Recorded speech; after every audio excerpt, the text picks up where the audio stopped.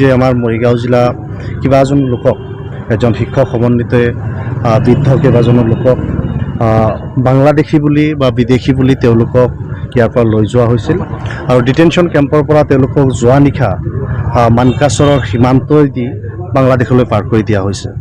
কিন্তু যেহেতু তেওঁলোকৰ ঠিকনা বাংলাদেশৰ ক'তো নাই, ইয়াতেই তেওঁলোকৰ ভাই ককাই জন্ম তেওঁলোকৰ ইয়াতেই, তেওঁলোকে আইনী মাৰপাছত বা অন্য কোনো কাৰণত তেওঁলোকে বিদেশী সাব্যস্ত হ'লেও আজি তেওঁলোকক বাংলাদেশৰ সমজি লোৱা নাই।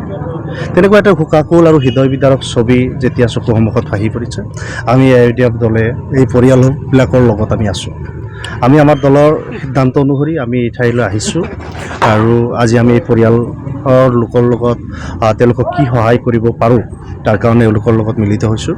এই যে নাগৰিকসকলক যে পঠিয়াই দিয়া হ'ল, এই লোকসকলক যে পঠিয়াই দিয়া হ'ল, তেওঁলোকক তাতে না বাংলাদেশে সমজি লৈছে, না তেওঁলোকৰ ভাৰতে সোমাব দিছে। ৰাষ্ট্ৰহীন কোনো ৰাষ্ট্ৰ পৰিচয় নথকা এই নাগৰিকসকল আচলতে কোন ৰাষ্ট্ৰ, এই প্ৰশ্নটোহে আজিৰ দিনৰ ডাঙৰ প্ৰশ্ন। আজি মানৱীয়তাৰ খাতিৰত বহুতৰ চকুমানি ওলাইছে। সৰু বাচ্চা কাষত দেউতাকে যেতিয়া লৈ যোৱা হৈছে তেতিয়া সৰু বাচ্চাটো কান্দি আছে। সেই ছবিবিলাক নিজৰ ভাই ভনী সকলো থকাৰ পিছতো এই মাটিতে থাকিছে। আজি অসমৰ এই ছবিখন, নিষ্ঠুৰ ছবিখন কিহৰ কাৰণে? হিমন্ত বিশ্ব শৰ্মা ডাঙৰীয়াৰ নেতৃত্বৰ চৰকাৰখনে ভোটৰ স্বাৰ্থত ৰাজনৈতিক ৰুটি চেকাৰ কাৰণে এইটো নেকি? যদি এইটো হয়, বাছি বাছি বিশেষ ধৰ্মাৱলম্বী লোকসকলক এই ধৰণে বিদেশী কৰাৰ ষড়যন্ত্ৰত তেওঁলোকে লিপ্ত হোৱাৰ কাৰণটো নহ'লে নেকি?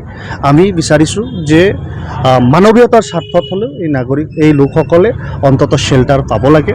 ক'ত দিব, কেনেকৈ দিব, ক'ত দিব, আমি দেশৰ আদালত আছে, দেশৰ চৰকাৰ ব্যৱস্থা আছে আৰু তেওঁলোকক এইটো আহ্বান জনাইছোঁ আৰু আমি পৰিয়ালৰ সৈতে সহমৰ্মিতা আৰু সহযোগিতাৰ হাতত আমাৰ ষ্টেণ্ড স্পষ্ট যে এওঁলোকৰ ৰাষ্ট্ৰ পৰিচয় কি? যদি বিদেশী হয় তেওঁলোকক বহিষ্কাৰ কৰক, কিন্তু সেয়া চুক্তি বা আইনৰ মাৰফতত হ'ব লাগিব।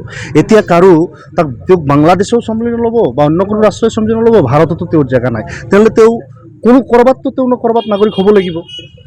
এতিয়া আপুনি মোৰ যদি পৰিচয় নাগৰিক থাকে, তেওঁৰ পৰিচয় নথকাৰটো কাৰণটো কি? তেওঁ হয় বাংলাদেশে ল'ব লাগিব, নহ'লে আমাৰ সেইটো ভাৰত ৰাষ্ট্ৰই থিৰাং কৰিব লাগিব তেওঁ আচলতে ক'ত যাব। যদি তেওঁৰ পৰিচয় আছে বাংলাদেশত, যদি তেওঁৰ ঠিকনা আছে, সেই ঠিকনাত তেওঁক পঠিওৱাৰ ব্যৱস্থা কৰা হ'ব। অন্যথা তেওঁক ৰাতিৰ আন্ধাৰত এই ধৰণে পঠিয়াই দিব, এইটো নিষ্ঠুৰতা বা এই অমানৱীয়তা সমাজে নিবিচাৰে, আমিও মানি নলওঁ।